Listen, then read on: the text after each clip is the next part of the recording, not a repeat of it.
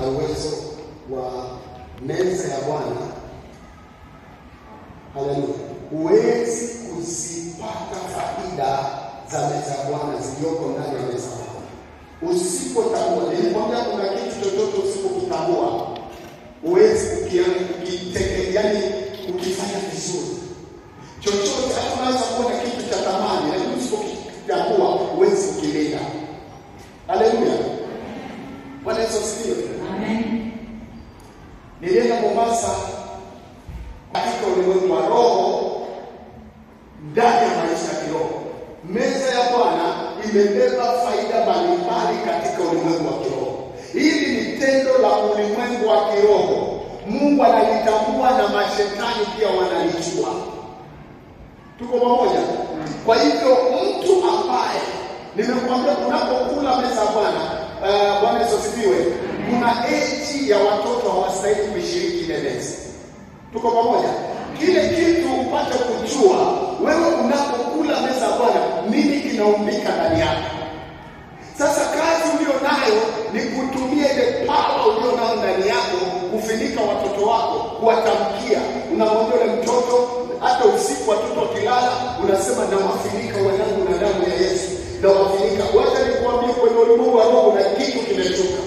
Kwa sababu ndani wewe ulipokula ile meza ya Bwana, meza ya Bwana ina vitu mbalimbali. Nimekwambia kuna muunganisho. Inakuunganisha. Meza ya Bwana inakupatia haki, inakupatia uzima, ina vitu vingi tutaviona. Pili, pia meza ya Bwana kuna vitu unapoitumia inaharibu. Haleluya. Kuna vitu vinafanya nini? Ndani yake kuna ukombozi. Namba 1. Tuko pamoja?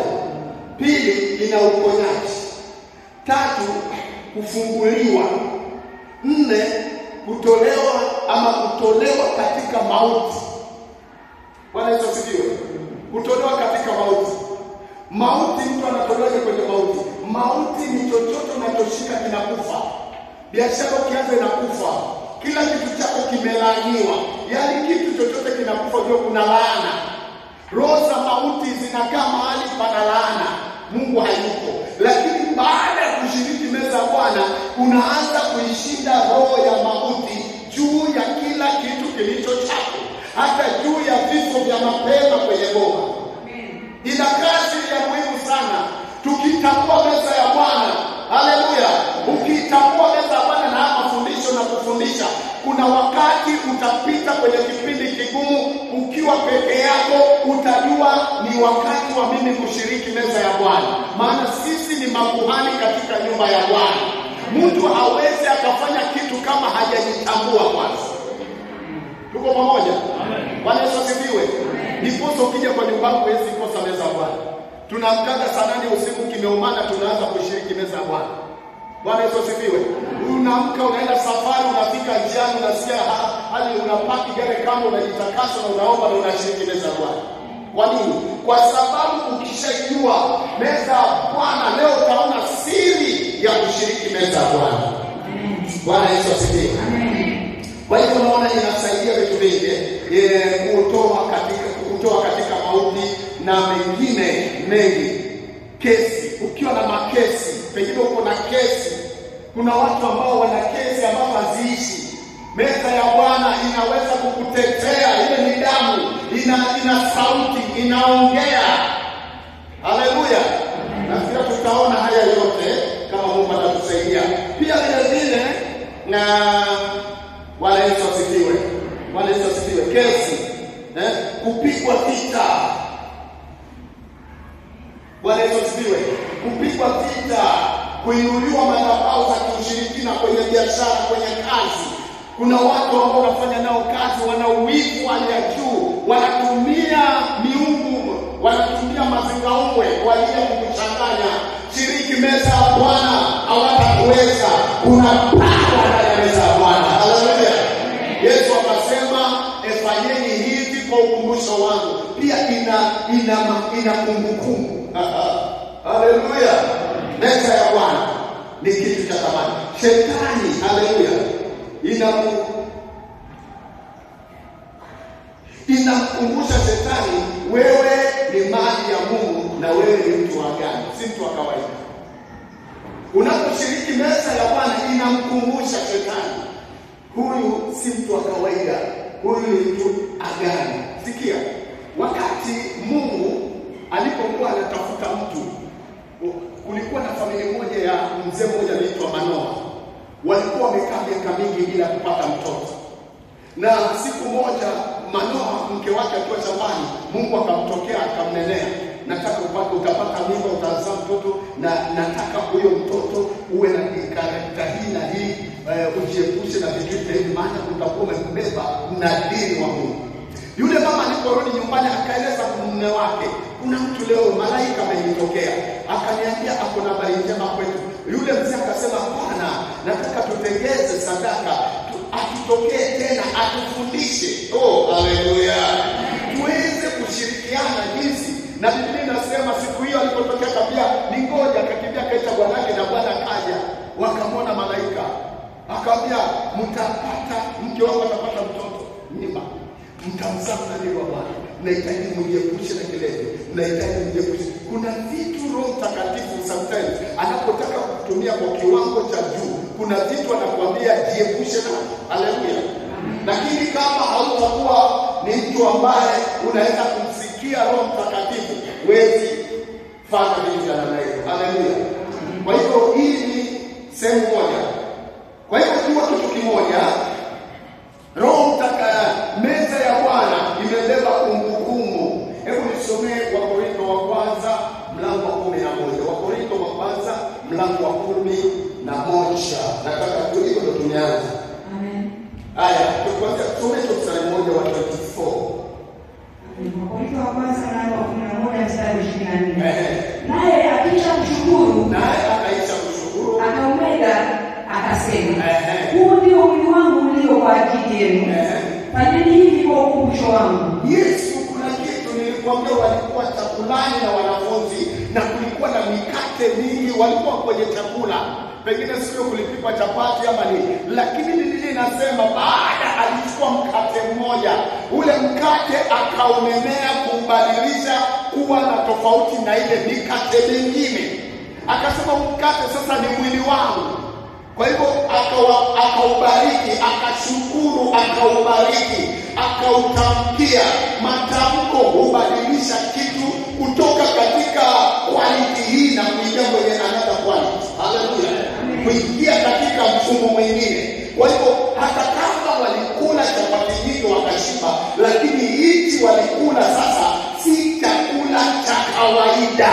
Walikula chakula ambacho kina sauti kubwa kwenye ulimwengu wao wa kiroho, kwa maana wao si watu waliozaliwa tena kwa mapenzi ya wanadamu, wamezaliwa kwa mapenzi ya Mungu. Ni watu ambao sasa wamezaliwa, haleluya, kwa asili ya Mungu. Kwa hivyo wanapokula meza ya Bwana, wanakula chakula cha Mungu, chakula ambacho kinawaunganisha. Haleluya. Si chakula cha kawaida. Tuko pamoja? Kwa hivyo unapokuja kula meza ya Bwana, hauni chakula cha kawaida. Unaingia kwenye maagano, unaingia kwenye maunganisho, unaingia kwenye kumbukumbu. Oh, haleluya. Bwana Yesu asifiwe. Sikia, anasema naye akisha kushukuru akamega akasema, huu ndio mwili wangu ulio kwa ajili yenu. Fanyeni hivi kwa ukumbusho wangu. Unajua si kila kitu tulitoa ruhusa ya kufanya, lakini kuna mambo Yesu aliacha, akasema endeleeni kufanya hivi mpaka nitakapo kuja. Ndipo hata usiku huu Yesu alisema, hii sasa ndio chakula yangu ya mwisho pamoja na nyinyi.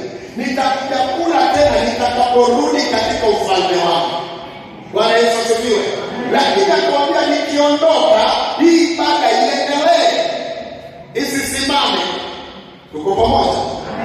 Bwana Yesu asifiwe. Ukishiriki meza, unamkumbusha shetani wewe ni mtoto wa agano la Mungu.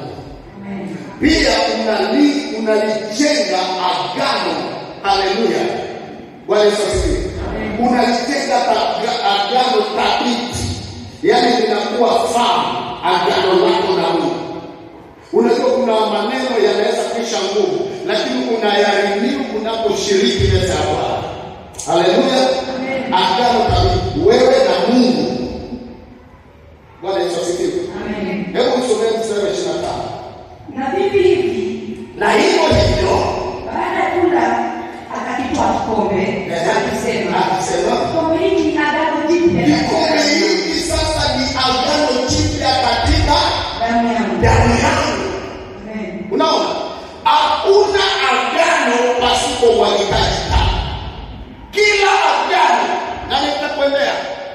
Kwa nini agano lina nguvu? Haleluya. Kwa nini kombe iko na power? Agano lina nguvu kwa maana, sikiza vizuri. Damu haifi. Damu huishi. Damu ni uhai. Hata kisasi. Haleluya. Bwana Yesu asifiwe. Wanaweza wakaondoka lakini bado damu inanena. Na ndiposa kuna madamu wakati mwingine kuna madhabihu hata kwenye ukoo, kwenye jamii, watu ambao wameokoka wanasema leteni ng'ombe, leteni mbuzi, leteni kondoo, wanakwenda kwa mti mkubwa kwao wanaochukua kama Mungu ama miungu. Wanaenda pale wanachinja na wanamwaga ile damu, wanamwaga vipande vya nyama. Sasa ile damu inanena. Halo? Ile damu inaongea. Ndiposa agano la damu si la mchezo. Haleluya. Bwana Yesu asifiwe. Agano la damu si mchezo na si rahisi. Watu wengi kwa sababu hawajui agano la damu wanafanya vitu tu kwa sababu hawana ufahamu wa ndani. Unakuta na kijana watoto hata hawajafikisha miaka, sio ni watoto wa miaka 15, 16, anakutana na kijana anafanya anajua mapenzi hata kuliko mama yao, baba zao na nyanya zao. Haleluya. Unanipenda. Basi ngoja tukachane. Anakata damu. Na mimi kata. Tupeane, wanafanya kama vile wanabishana keki. Haleluya. Ananyonya damu ya yule. Hii itakusumbua hiyo. Na ukiachana na huyo mtu uende ukaolewe na mwingine, utakuwa na ndoa ya vita. Haleluya. Utakuwa na maisha ya vita. Kwa sababu ulifanya vitu usivyokuwa na ufahamu navyo. Haleluya. Vitu ambavyo vitakavyo kuangamiza pasipo wewe kuelewa. Ulishiriki damu. Biblia inasema watoto wakashiriki damu. Damu. Ile damu inajali. Tuendelee kidogo. Imebeba faida nyingi kwako. Faida ya kwanza, nataka tuione faida ya kwanza ya agano. Haleluya. Faida ya kwanza ya agano. Agano lililobeba mauti litabadilishwa kwa kupitia agano lililo ndani ya damu ya Yesu. Haleluya. Kama kuna agano la mauti, kuna miji iko na agano la mauti. Watu wanaenda kama ambaye, yani wakianza kwenda wanaenda bila break. Paka mkizika huyu, tena mnazika mwingine, unaulizana nani next? Maana mnachekea. Kidogo unakuja unasikia ameenda tena, mnarudi. Paka watu wanaishi kwa hofu, wanasikia wote wanamalizika. Lile ni agano la damu. Ni hatari sana. Haleluya. Na kama kuna agano kama hili, hata kama unapeleka fellowship, kama unapeleka ibada za kuvunja madhabahu, lazima kuwe kumefunuliwa ni kitu gani kinatesa kwa hili. Haleluya. Sio mtafanya sarakasi. Haleluya. Unawezekana hata naenda kuvunja ile kama hakuna ufunuo wa kisawa. Akaenda yeye. Tuko pamoja. Bwana Yesu asifiwe. Agano la mauti. Bwana Yesu asifiwe. Kwa sababu maagano ama mapatano yaliyofanyika kinyume cha kuna nini? Mapatano. Sema mapatano. Yote yaliyofanyika kuzimu yakasimamisha, nikasimamishwa ndani, haleluya, ya agano ya mauti. Kuanzia leo, tamka, kuanzia leo, kwa damu ya Yesu, agano la mauti likavunjike ndani yangu katika jina la Yesu. Tunapoongea juu ya agano la mauti kwenye ulimwengu wa roho, linamaanisha nini? Si kifo. Yaani kunawezekana mikono yako imebeba laana, kila unachoshika kinakufa. Kianza biashara inakufa, ukianza hivi inakufa. Unaenda kuolewa, baada ya kuolewa mzee alikuwa na kazi nzuri, kazi inaisha. Kwa sababu kuna agano la mauti. Lakini katika ibada hii, kila agano la mauti linaenda kusimamishwa katika jina la Yesu. Kwa damu ya Yesu, kwa ibada hii ikanitetea juu ya msingi iliyopandwa ndani yangu katika jina la Yesu. Misingi ya mauti ikavunjike katika jina la Yesu.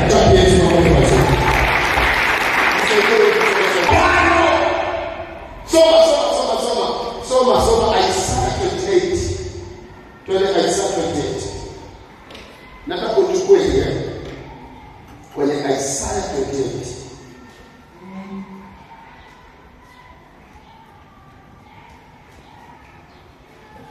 Haleluya. Amen. Tukufu kwa Bwana. Kila mtu amefika, nataka kila mtu afike. Kama umefika hiyo wengine semeni amina. Amen. Haya, twende tusome mstari wa 18. 28.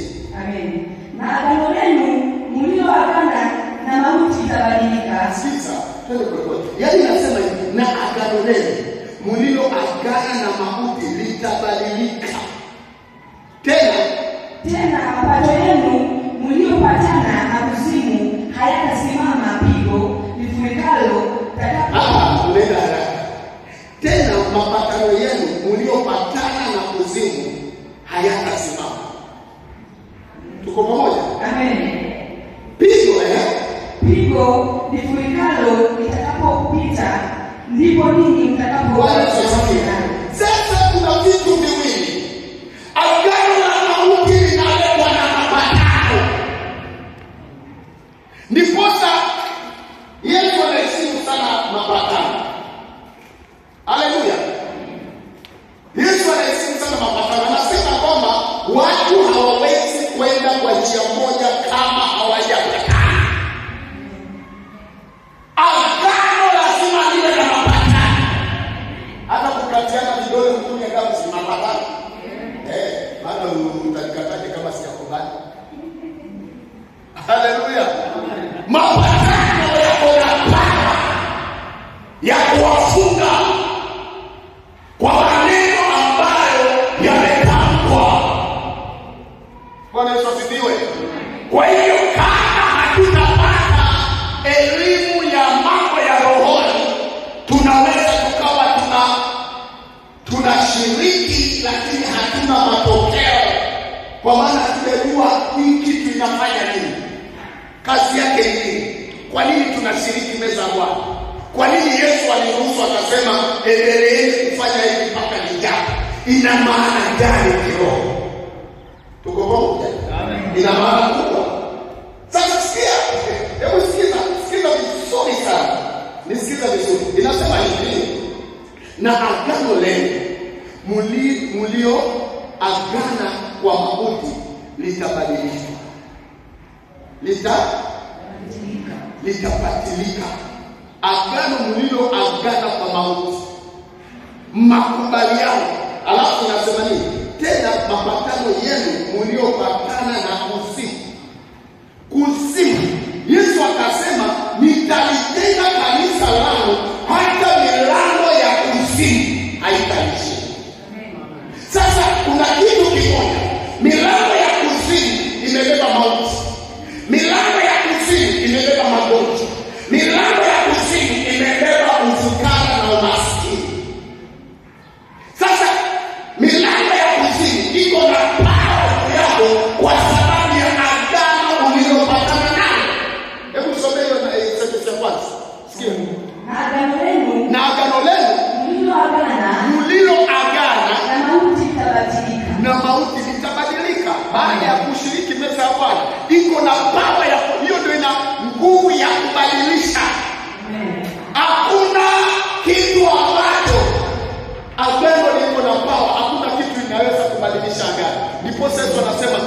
hii damu ya agano itakayomwagika kwa ajili ya wengi. Yaani ile damu ya Yesu ina nguvu ya kukuondolea hatia. Ina nguvu ya kukuondolea ulipofungwa na wazazi. Vile leo watoto wetu wakizaliwa makanisani, wakitoka wanawaleta kwenye madhabahu. Wakati huo watoto wakizaliwa hakuna Mungu wa kweli, wanawapeleka kwenye madhabahu za kimila. Wanaitana kijiji kizima, tuende tukashike mtoto, wanakuja na wanapika, wanaifanya kama harusi. Unaweza pale kuna nini? Ni mtoto amekuja shikwa. Haleluya. Wamechinja nini? Na ule mtoto ashikwe kule. Kuna maji ya green na mtu amechukua majani, anaingiza hivi, anaanza kumchapa huyo mtoto. Wewe hata ukiwa mtu mkubwa ukumbuke hapa ndio ulitoka, hata uende Amerika hapa ndio lazima utarudi. Hata uende Moi ufanye kazi hapa ndio lazima utarudi. Haleluya. Lakini agano la Yesu, kwa damu ya Yesu, lina nguvu ya kuvunja mikataba uliowekwa na wazazi wako, uliowekwa na wale, uliowekwa na watu. Damu ya Yesu inapaa kama unafikiri. Amen. Ndipo nataka nikwambie, Bwana Yesu asifiwe. Amen. Wachana kushughulika ati mtoto wako unampatia damu ya Yesu. Wewe kushiriki damu ya Yesu, mtamkie maneno, itafanya kazi. Na mfinika mtoto wako na damu ya Yesu. Akienda shuleni, kama wewe ni mama unatambua, anaenda shuleni unamuita kama mama, kadari kuja. Baba, katika jina nawafinika kwa damu ya Yesu. Wewe wacha uende shuleni. Hakuna dhara lolote wala pepo lolote. Maana nguvu ya maneno yako, haleluya, yamekuwa ukuta juu ya watu. Siku kilala unafinika na damu ya Yesu. Unaenda safari kifinike na damu ya Yesu. Ukiwa ndani ya gari lako ulifinike na damu ya Yesu. Tangaza damu ya Yesu. Tumia hiyo damu. Maandiko yanasema hiyo damu ya kunyunyizwa katika madhabahu na kila chombo kilichokuwa katika nyumba ya Bwana kitanyunyizwa hiyo damu. Damu ilifanya mauti, ikawaua wazaliwa wa kwanza. Lakini kwa kila aliyefinikwa na damu, kila mlango uliopakwa damu, mauti ilipita kando. Bwana Yesu asifiwe. Mauti ilikuwa inatembea, ikiona damu inapita hapo, kuna damu hatuingii. Ikaua watoto wote wa kwanza wa Farao. Tena si watoto, hata wanyama wazaliwa wa kwanza. Kulikuwa na kifo katika kila kiumbe cha kwanza. Kwa nini walikufa wazaliwa wa kwanza? Wazaliwa wa kwanza ni lango katika familia. Sasa Mungu anadili na malango. Enyi malango ya Bwana fungueni, Bwana utukufu waingie. Bwana Yesu asifiwe. Wewe ikawa wewe kweli ni wa mwisho, lakini umeokoka na familia iliyokoka, wewe ni lango. Kama lango usitende alea. Sema kwa Baba wa mbinguni mpaka apitie mimi ndio lango, ndio njia ya kweli. Haleluya. Yesu ni lango na njia. Haleluya. Amen. Akifungua lango umeingia. Wacha kujidharau mambo. Wewe ni lango katika, tena umebeba ushindi mkubwa. Amen. Maneno yako yako na power, hata kujitambua leo katika jina la Yesu. Baada ya kushiriki meza Bwana, unaweza kwenda kikawaida. Kesho ni Monday, unaingia kazini. Kabla hujafungua kazi, ingia funga kwanza mlango wa ofisi, utamka maneno na achilia damu ya Yesu. Vitu vyote na achilia damu ya Yesu. Ambaye sio safi ingia hapa, akikalia kiti fire inakuishi. Amen. Haleluya. Haleluya. Sasa unaingia uko na damu tena, hata unaingia unaketi hamu ya kiti. Tulia juu sio chetse. Bwana Yesu asifiwe. Bwana Yesu asifiwe. Sikia tena, mapatano yenu mliopatana na kuzimu. Nasikia kuna mapatano walipatana na kuzimu. Watu ambao hawajaokoka, hakuna mapatano wanaopatana nje ya Mungu wa Israeli. Lazima kuzimu iwaje. Haleluya. Mtu anaposikiza vizuri mpendwa, hata shida ikutinge kiasi gani, Mungu akusaidie uwe na imani ya kumwamini Kristo mpaka maandiko yanasema wakawa tayari hata kufa. Yaani ukishajua kweli, hiyo kweli usiache, ikamate kweli. Sio unakuja na tikisho hii sida imezidi hapa, hapa tunakupeleka, unaanza kubeba. Haleluya. Amen. Bwana Yesu asifiwe. Ndio unapelekwa kwa wewe, unafunua nguo na Yesu wako. Unachanjwa mpaka mtu unachanjwa kila mahali.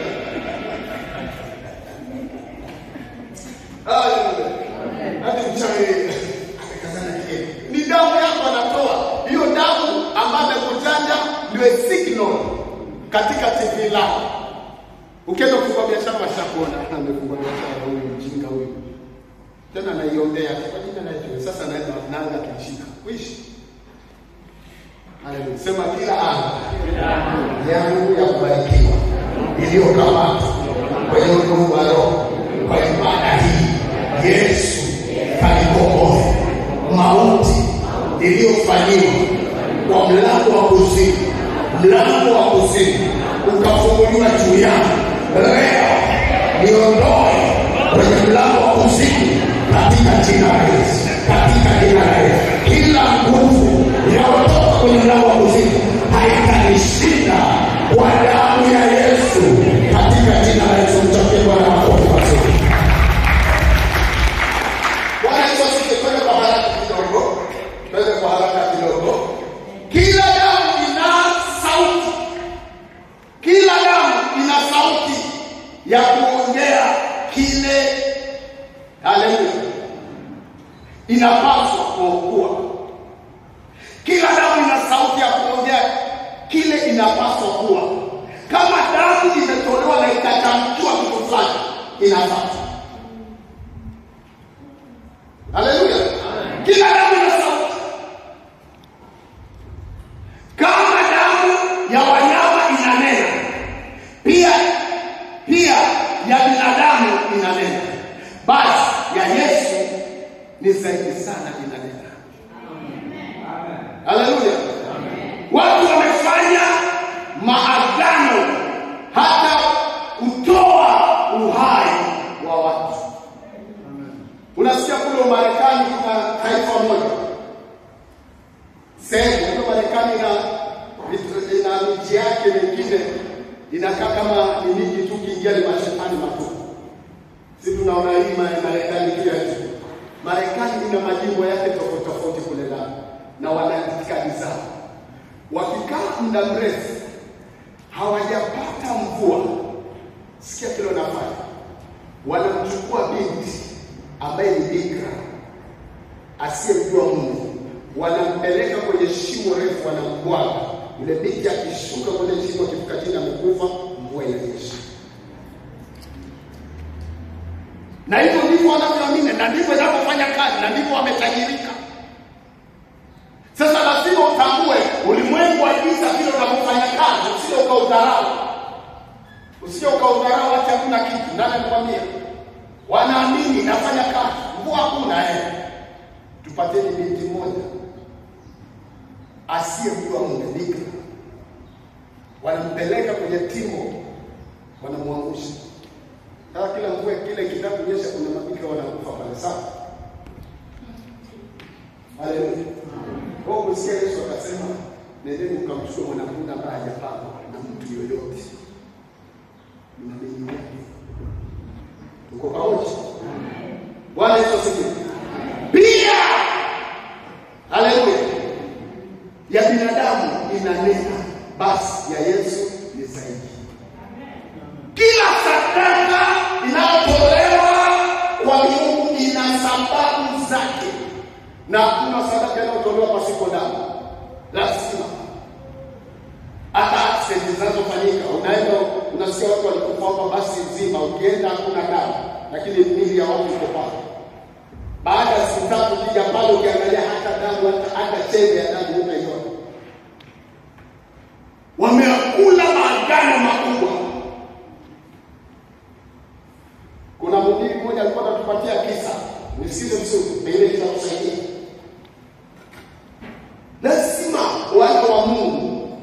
hatutashinda. Tuwe na hekima ya ufahamu mkubwa katika mambo ya kiroho.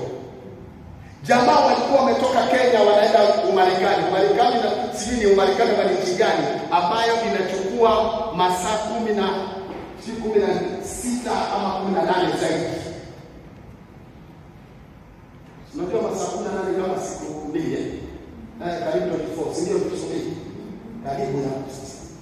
Hadi tunaanza leo, twende usiku jioni mpaka jioni, tushike usiku mzima, kesho karibu saa 8 huko. Sasa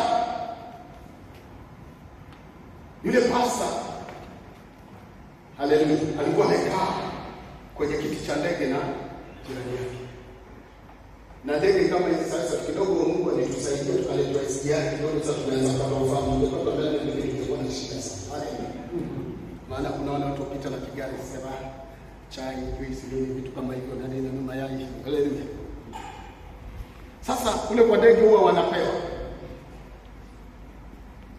Kisema nini? Nasema niwekee coffee koko vipi na hiyo na juku na nini na tamu. Haleluya. Ile jambo mwingine anauliza na hafai. Haleluya. Wakaenda kaja na sabini. Akaulizwa hafai. Huyu mchungaji anatandika kweli kweli.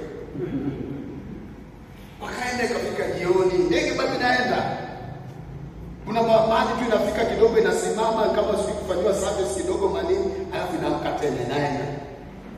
Kaenda usikumkuta jamaa mchana mzima, jamaa hajakula, usikumkuta jamaa hajakula. Jamaa kaendelea mpaka kesho. Jamaa hajakula na jamaa huyu yuko naye mchungaji ametandika kweli.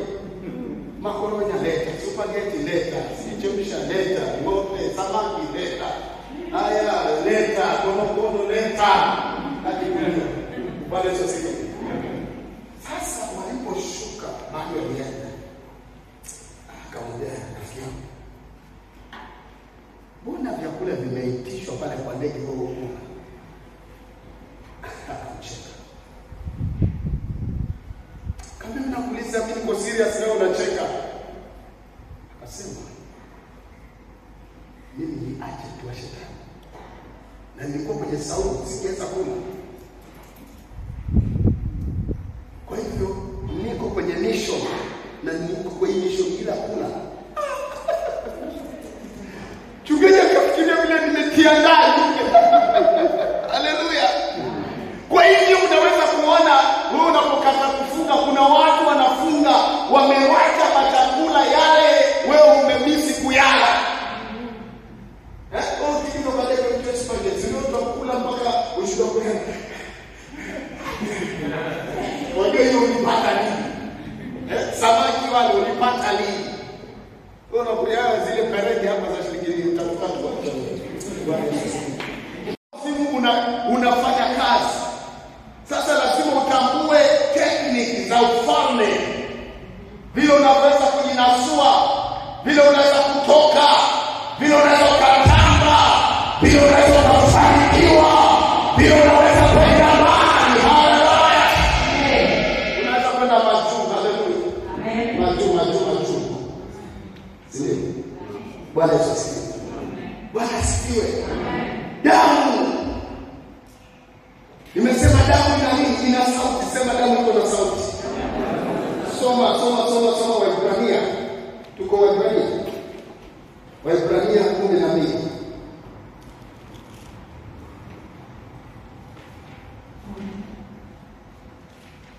Haleluya. Amen. Amen. Waebrania 12. Sote tumefika huko. Nataka sote tukungoje. Ndio tukienda twende pamoja. Haleluya. Amen. Haya, tusome mstari mmoja wa 24. Waebrania 12 mstari wa 24. Na Yesu mjumbe wa agano jipya. Na Yesu mjumbe wa agano jipya. Na damu ya kunyunyiziwa. Na damu ya kunyunyiziwa. Inenayo mema kuliko ile ya Abeli. Inayo mema kuliko ile ya Abeli.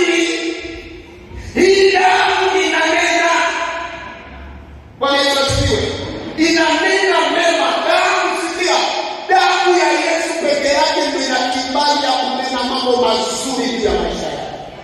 Yaani ina uwezo wa kubadilisha yaliyonenwa ya mauti. Yesu akabadilisha, palipo na mauti uzima unaingia katika jina la Yesu. Haleluya. Damu ya Yesu ina power ya kubadilisha agano lililofungwa, agano la mauti. Tuko pamoja? Agano la mauti linashindwa kwa damu ya Yesu. Sema amina.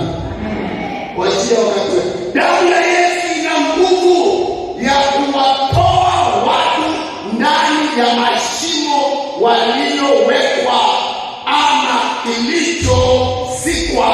Damu ya Yesu inaleta ukombozi.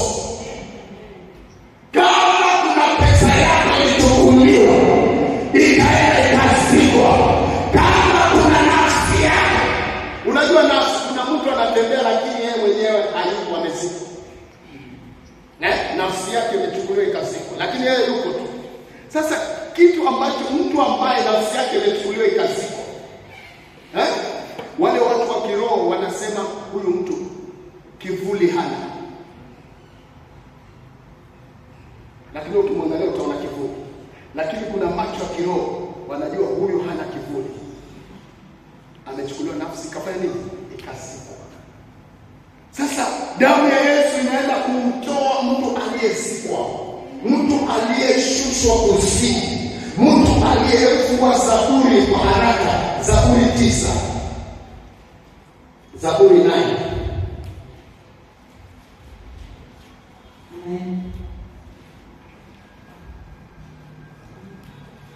Yesu ni Bwana. Tuko pote? Kama tumefika na siku ya kutenda mema. Amen. Asante. Haya, Zaburi 9 somo Zaburi 11. Zaburi 9 mstari wa 11. Mwimbieni Bwana akae Sayuni. Mwimbieni Bwana akae Sayuni. Yatangazeni kazi ya watu matendo yake. Haleluya. Maana mlipiza kisasi cha damu awakumbuka. Maana mlipiza kisasi cha damu awakumbuka. Kisahau kilio cha wanyonge. Bwana asifiwe. Mlipiza kisasi cha damu. Maana hakuna anayeweza kulipiza kisasi cha damu, ni mmoja. Sema haleluya. Soma 12. Amen. Maana mlipiza kisasi cha damu awakumbuka. Kisahau kilio cha wanyonge. Mama hapo, twende Zakaria. Twende sana kitabu cha Zakaria chini. Zakaria. Zakaria ni kitabu cha mwisho kutoka Malaki kuingia Zakaria. Amen. Zakaria hiyo 9 nayo ina mambo 11. Zakaria 9 mstari wa 11. Na kwa habari zako wewe, kwa sababu ya damu ya agano lako, nimewatoa wafungwa wako katika shimo lile lisilo na maji.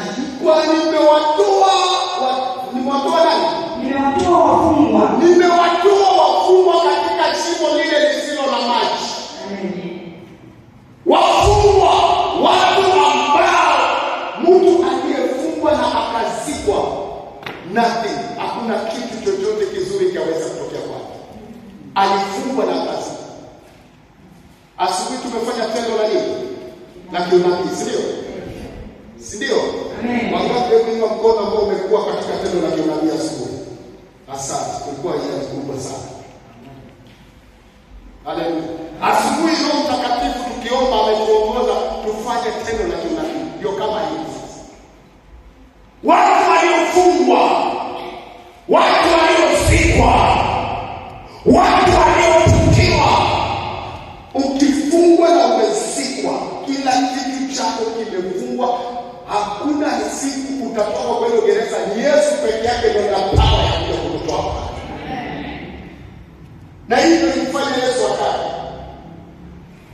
Haleluya. Haleluya. Amen. Bwana Yesu asifiwe. Amen. Ndipo unaweza kuona kuna vitu Yesu anaweza fanya, wewe usivielewe. Sasa basi ametuambia hivi. Haleluya. Asubuhi tumesema tujifungue na tufungue chochote kilichoshika. Kwa wale mliochelewa ibada, acheni niwaambie kile kilitendeka asubuhi. Hata mimi sisi sote tukitarajia. Tukiwa tunaendelea kuomba Mungu akanizunguzia haraka. Akaniambia hapa kuna watu wamefungwa, nataka nifungue vitu vyao. Nikamuuliza nafanyaje?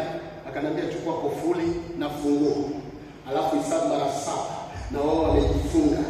Baada ya mara 7 waachilie na wewe fungua kofuli. Kila kitu kimefunguka. Kwa hivyo huyo kuja asubuhi tumefungua ndio kumwambia anza kuona vitu vyako vimefunguka. Anza kuona pesa yako imefunguka. Anza kuona masomo yako imefunguka. Anza kuona kwenda kwako kwako kumefunguka. Anza kuona milango inafunguka. Hivi ungeshauri. Bwana asifiwe. Sasa ndio mambo kama haya. Hebu soma tena ile. Amen. Na habari zako wewe. Na habari zako wewe.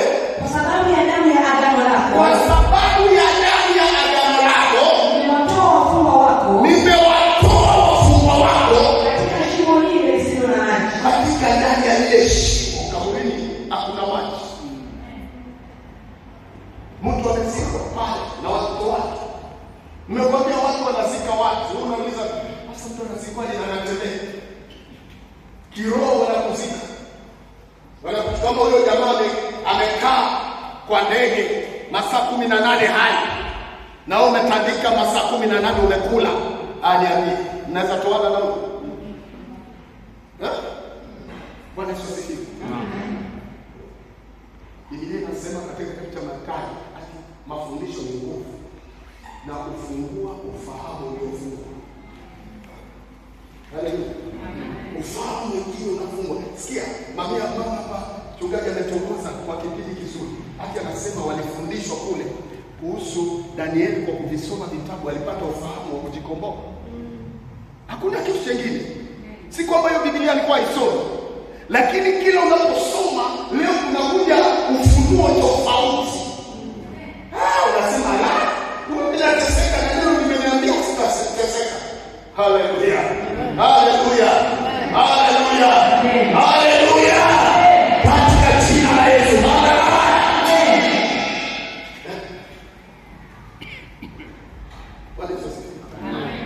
Kuna vitu, kuna neno ukilitamka linafanya kazi.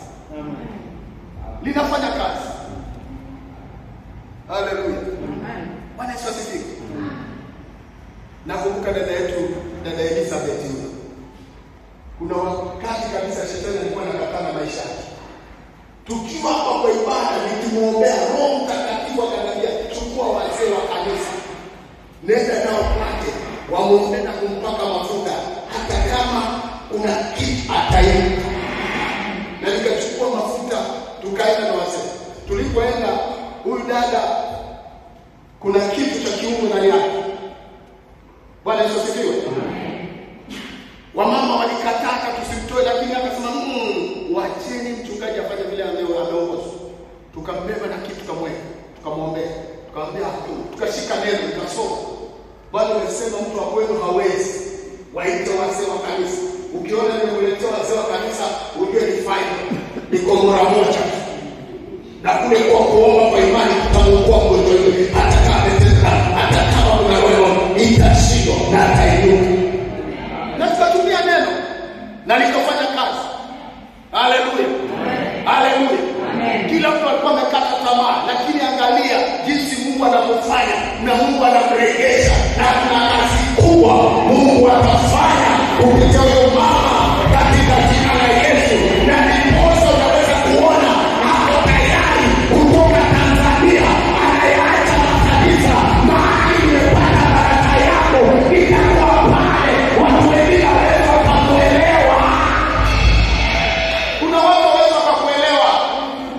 Kama kuna kitu umeona, kuna watu waweza wakakuelewa. Haleluya. Wewe ndio unaona, wewe ndio unajua kile umeona. Wengine hawajaona. Ambia nenda kile umeona, wengine hawajaona. Ndio wanaweza kukuvunja moyo. Na mchungaji amesema vizuri hapo kwa madhabahu. Jamani, ukimwona yule dada, Bwana anatoka mbali ule moyo, tulienda juzi wa mama katika moyo. Bwana ukiwa na kauli mpatie. Sawa. Na unapokea baraka kwa kumtia moyo. Jina la Bwana libarikiwe. Bwana Yesu asifiwe.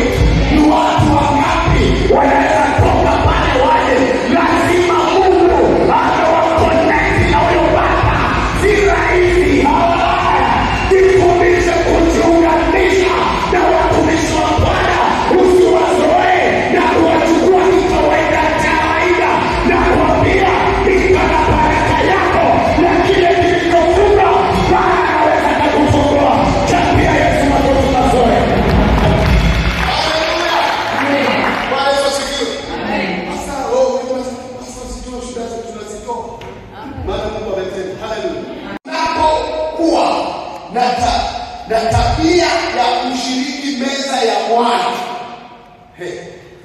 Nisikize vizuri. Unapokuwa na tabia ya kushiriki meza ya Bwana, unampatia Yesu nafasi ya kukaa ndani yako. Mashetani hawawezi kukaa mahali Yesu yuko. Unaposhiriki, unapokuwa na tabia, naomba hiyo tabia iwe.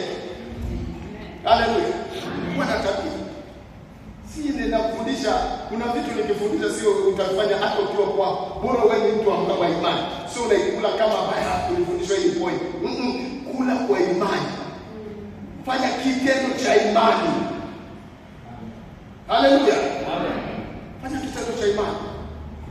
Kila unapokula unamruhusu Yesu kukaa. Ndipo tunasema sasa nitajiunganisha na wewe. Soma haraka Yohana Mtakatifu namba 6. Naomba tuende kwa haraka kidogo. Ukiwa nikiacha hapo nitakuwa nimekosea. 6. Amen. 6:56. Yohana namba 6 mstari wa 56. Aulaye mwili wangu na kunywa damu yangu hukaa ndani yangu nami hukaa ndani yake. Anayekula mwili wangu na kunywa damu yangu hukaa ndani yangu na mimi nakaa ndani yake. Haleluya. Unakuwa unaunganishwa, yani unamruhusu Yesu aishi ndani yako.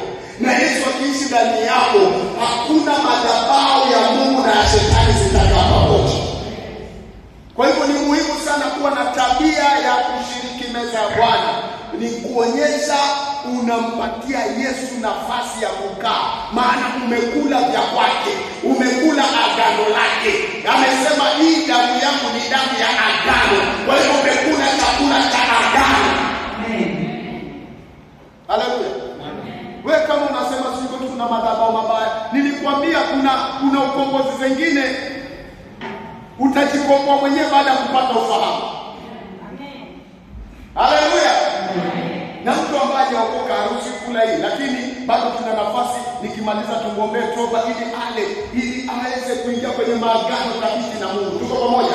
Twende kwa haraka kidogo. Unapokula mwili na wa Yesu, unasababisha uhai wa Yesu kuwa ndani yako. Hiyo soma hapo 60 Bwana Yesu asifiwe. Amen. Bwana Yesu asifiwe. Amen. 67. Tulisoma 66, sasa tuende 67. 57.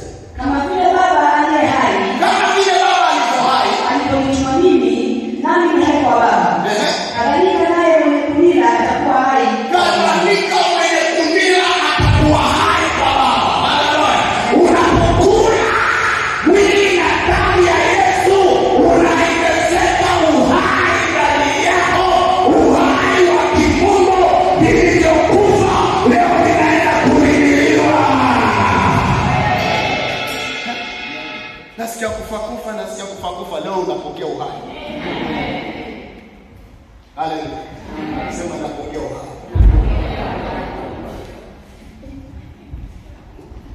Na tunajua tukana nasikia kufa. Bwana Yesu. Amen. Bwana Yesu. Amen. Kuna mama alikuwa ananiambia nasikia kufa. Na kweli akaanguka kama anakufa, akapelekwa hospitali Moi. Akiwa Moi, mimi nikachukua Holy Communion na mke wangu wawili. Tukaenda na mkate. Tukamkuta yeye na bwanake. Bwana amevunjika moyo. Namuuliza nini mzee? Ananiambia mama alianguka juzi, tumeambiwa hana damu. Hata madaktari wanauliza tulikujaje? Naambia tukuja na bodaboda. Huyu mama amebaki na pointi 3. Tumeongelea mama mzito amebaki na pointi 3. Na wanataka siku ya 12 sio nini. Na damu banki ya Moi imeisha, banki imeisha. Yaani mpaka mama alikuwa ameongezwa mara kadhaa, alimaliza akaunti yote ya Moi. Ya damu. Haleluya. Unakuwa na shida mpaka banki yenyewe unaimaliza. Hata unafika hapo unakuwa kuna kitu. Kwisha. Ulichukua yote. Maana umelazwa mara 3. Yesu asifiwe. Na ni mambo mengine alimshuhudia tu.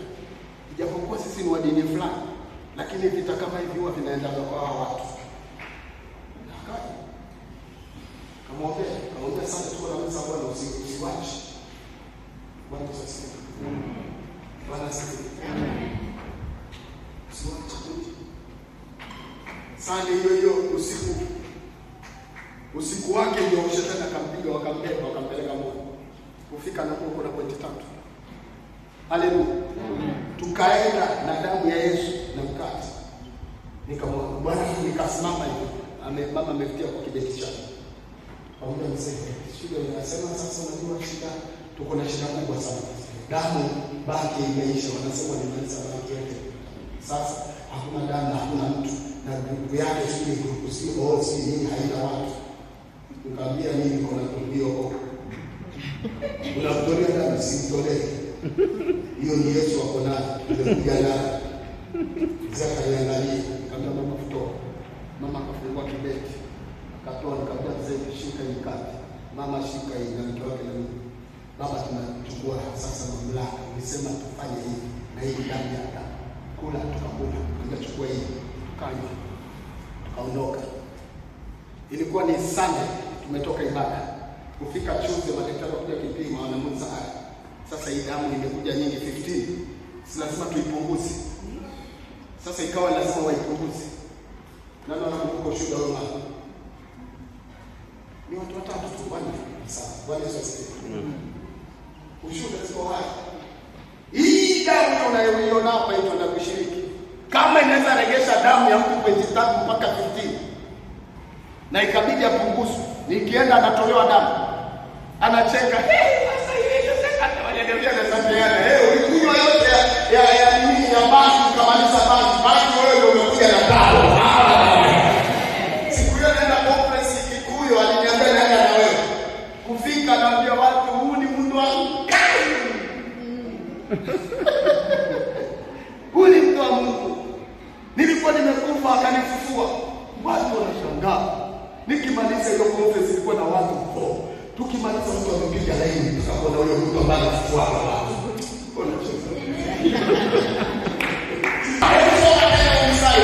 Amen. 57. Kama vile Baba aliye hai. Aliponituma mimi. Nami ni hai kwa Baba. Kadhalika naye. Mwenye kumila atakuwa hai kama mimi.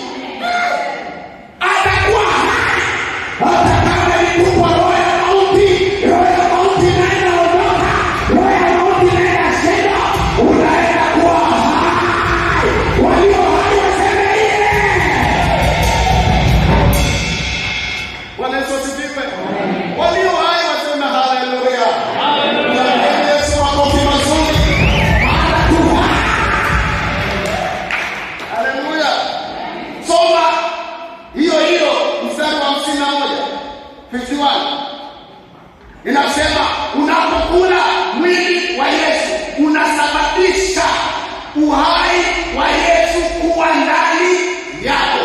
Alafu chakula cha Yesu kinakupatia kuishi. Kila kitu kilicho ndani yako lazima kitaishi. 51 soma. Mimi ni chakula chenye uzima kilichoshuka kutoka mbinguni. Mtu akila chakula hiki ataishi. Mtu akila hiki chakula ataishi. Kama kuna watu wamekutangazia kifo chako kimefika, tunafunga hiyo, tunatangaza kuishi kwako kumefika. Sema tutakufa nitaishi. Nitakunywa damu ya Yesu. Ina ahadi. Sema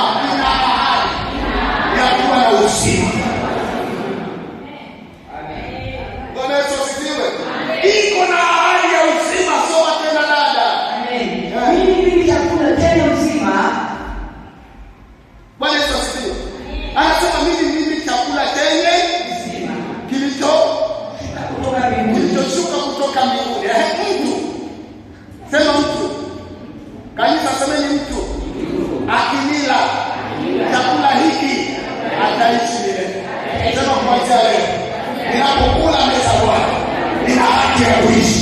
Sema nina haki ya kuishi. Waliosema, waliotangaza mauti, kifo changu kwa damu kinafutwa. Nitaishi. Nisimulie wewe wa Bwana. Chapia Bwana makofi mazuri. Haleluya. Mstari mmoja wa mambo ya Walawi. Mambo ya Walawi. Lete niongeza Bwana. 11. Hii tunamaliza nayo. Hallelujah. Jesus. Ngoja usisome 11. Amen.